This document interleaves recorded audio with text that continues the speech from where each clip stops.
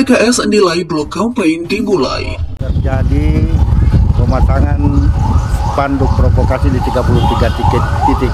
Kalau kami melihat spanduk itu sangat provokatif, sangat provokatif dan semua yang termodal itu adalah fitnah. Dan itu tujuannya untuk memecah belah masyarakat Gorontalo. Kita bisa memberikan tanggapan dengan baliho ini, tetapi kita mesti memiliki sebagai masyarakat, tentu kita juga perlu data-data yang valid terkait dengan tulisan-tulisan yang ada di baliho ini. Ini yang paling penting. Nah, kalau kita tidak punya data yang jelas lalu kemudian kita sebagai masyarakat langsung mempercayai, ini juga agak rumit menurut saya. Jadi kita berpikir yang harus profesional. Di dalam kota ini saya baru lihat yang pertama. Ya, kalau politik identitas ya memang selama ini selalu di mana-mana orang selalu menyampaikan bahwa Anies Baswedan melakukan politik identitas. Ya, kita tidak ikut-ikut saja menyebut demikian juga. Tetapi kalau memang kondisi realnya seperti itu, ya bisa menyetujui. Dan saya juga heran teman-teman, kenapa kok hanya Anies yang ditolak? Ketika Ganjar Pranowo datang ke suatu daerah, tidak ada penolakan. Ketika Pak Prabowo datang ke suatu daerah, juga tidak ada penolakan. Tetapi kenapa dengan Anies Baswedan kok ditolak? Ada apa dengan Anies Baswedan? Padahal yang disampaikan Anies Baswedan adalah terkait bagaimana Indonesia yang lebih baik. Apalagi kemarin AHY juga sudah menyampaikan tagline-nya, yaitu perubahan dan perbaikan. Ini kan sesuatu yang baik. Bagaimana Indonesia ke depannya jauh lebih baik dari yang sekarang. Mestinya ini didukung. Tetapi tidak untuk Anies Baswedan.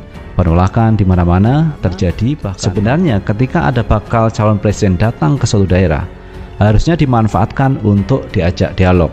Apalagi untuk diskusi, ini malah lebih bagus. Bagaimana programnya, bagaimana rancangan ke depannya ketika menjadi presiden, mestinya itu yang digali.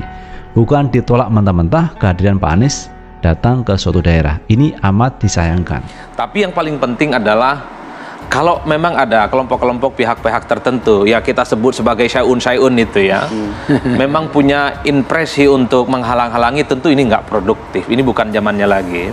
Karena sekarang adalah satu rezim one man one vote, di mana upaya-upaya semacam ini sudah bukan nggak berlaku lagi, memang tidak kemakan. Ya kan selama ini memang Anies itu terasosiasi dalam bagian dari kelompok politik Islam.